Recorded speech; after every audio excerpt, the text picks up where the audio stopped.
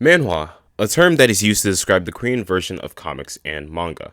Manhwa, as a whole, has become quite the spectacle. It surged in popularity in the West as well as the East. Some titles that gained some popularity received their own anime adaptations. Along with the increased popularity, apps like Webtoon have contributed a great deal to the normalization of it in the West. Manhwa is incredibly unique and different in comparison to the standard manga. They have created their own genres, a standard commonly used art style, and I'm just gonna cut the chase and say that Manhwa sucks.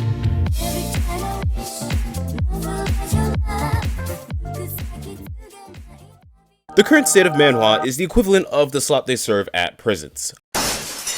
I have never seen a medium so oversaturated in my life. It's gotten to a point where any story that has the bare bones requirement to be called a story gets gassed up, sells millions of copies, and gets made into an anime adaptation. Now, I understand that this opinion can be very controversial. People may disagree with me and say that I'm wrong or that I just haven't found the right one yet, and you could be right.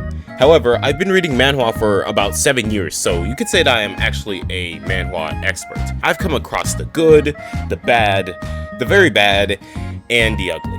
Oversaturation is something I think all mediums suffer from. The isekai genre, for example, in anime is one of those mediums that I think could be toned down a bit. I mean, I'm sick of seeing I was reborn as a vending machine and can conquer dungeons now. Yes, that's a title, I'm pretty sure. But although the genre is oversaturated, not as many of them are popular. Only a few isekai that display coherent and entertaining stories actually gain enough traction and are made popular, in comparison to the Gates genre that has been dominating manhwa for years. This one is just way too oversaturated for my liking. It's like the next Gates story pops up, follows the same validation as other Gates stories, and gets super fucking popular. I think the Gates genre is cool. I do think there are stories that execute this in a much better and coherent manner. For one, I'm currently reading The Omniscient Reader's Viewpoint. This is a story that surprised me a lot. I never actually took an interest into this story until they announced its anime adaptation.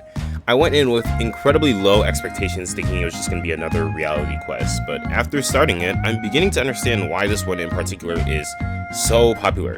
The approach the author took was unique. The protagonist works incredibly hard and makes the decisions he makes based on the knowledge that he gained out of his pure love and interest for web novels. The fights are incredibly intriguing and so different from each other. One thing, they're boxing, next thing they're sword fighting, the other, they're on a ship shooting each other like pirates. It was one of the more creative and impressive projects I've seen on Webtoon. Also why I'm making this video.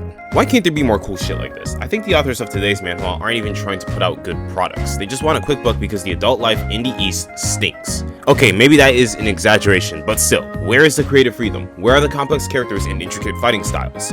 Where are the unique art styles and cool character designs? Instead, now we just watch as the lifeless and soulless protagonist gets stronger and has absolutely no character development or character at all. Webcomics such as Solo Leveling suffer from this, although to a lesser degree. Because Solo Leveling was created at the time the Gates genre was just up and coming, or more so being more popularized due to how well Solo Leveling portrayed it.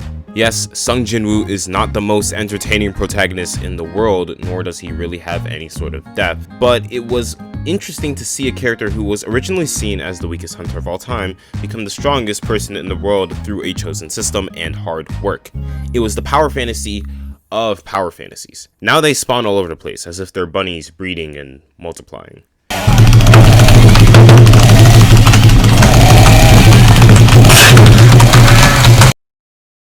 Romance is another genre that suffers from this issue. Everything is too basic. Girl sees guy from afar or the other way around. She meets popular guy, they go through some stuff together and grow feelings towards one another, start dating, the end. Where is the color? It's like they aren't even trying to write decent characters anymore. Now, although I'm not a fan of the romance genre, I love a good story, and I think there are amazing stories told through romance. I want to see a character's struggles and their drive for what they do. The main focus of a romance story is the characters and their effects on each other. This shit hasn't been present since like 2020. Oh.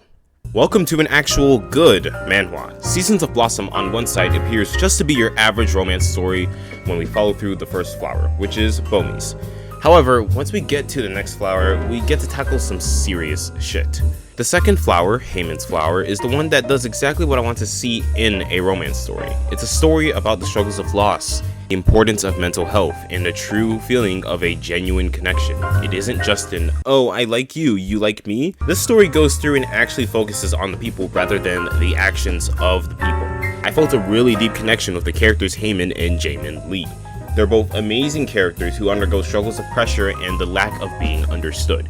It conflicts with their minds as they bottle up their emotions and never speak their true minds. The way it's conveyed through the backgrounds, paneling, and coloring is so beautiful, all the while staying true to the romantic nature of the story.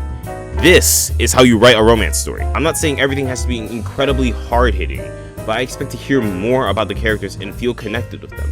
Actually care about the people rather than just watch them flirt with each other for 78 episodes, then get with someone else for absolutely no reason. But that's for another video. Moving on to the Bad Gates manhwa. Let's start with Reality Quest. This one is not good. The plot starts off intriguing but a little basic. A classic high schooler who is bullied and cannot fend for himself, spends all his time playing games and eventually dies from overexhaustion, only to be reborn with the abilities from said games he played. The main reason this one sucks is because, well, it's just boring. Like, oh, he goes through training, oh, he encounters a mission from the system, trains to clear said mission, and repeat.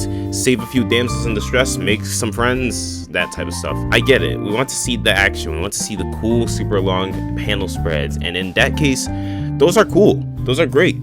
But it gets annoying when that is what is happening over and over again, and there is no new approach taken in the story where it actually makes sense. Oh, just look at how much stronger he has gotten. Be real, the very bad. This one is honestly gross. I don't even want to say its name. It's one of those webtoons that were really cool and seemed awesome to read at first, then began to fall off as time went on. I won't lie, there are parts where the story was interesting as someone who currently reads this garbage, but that doesn't distinguish it from all the bad that is part of it. For one, the power scaling is so damn confusing. The feats done by the MC are not scalable. There's no way to determine how strong he is and how strong the people he fights are. Another thing, does the story even have a power system? It's like they completely abandoned the power system that was set in place at the start, and as time went on, the story just became more and more confusing and disorganized. Not to mention that the author for some reason let the main character get R-worded not once, but twice, and then played it off as a joke. This one is fucking weird. Do not read this, I beg you. Anyway, this one, good. This one, bad. This one, very bad. And this one, ugly.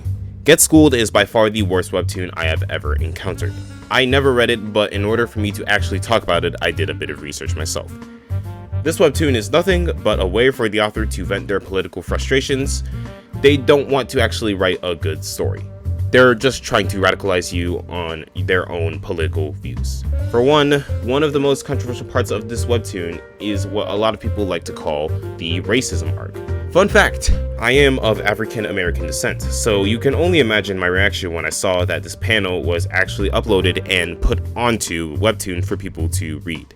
This just isn't it. Resorting to shock value as a way to convey a turning point or the start of a new arc in the story isn't always a bad thing, but I believe that it should at least be done well. This is just racism at its finest.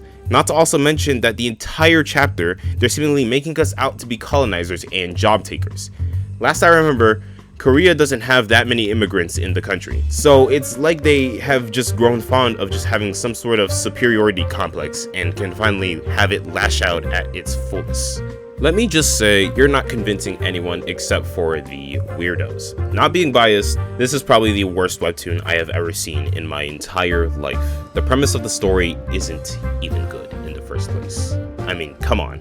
Be real. Manhwa as a medium needs to be completely rehauled. The standards need to be set higher, the stories need to be heavily overlooked, and the authors need to do better. Like I said before, I think there are still some great stories to be told in Manhwa, and there are still going to be great stories told. But the problem is the fact that nowadays you struggle to find those stories. What do you think? Did you like it? Dislike it? Either way, you need to subscribe if you want to hear more spicy opinions from yours truly.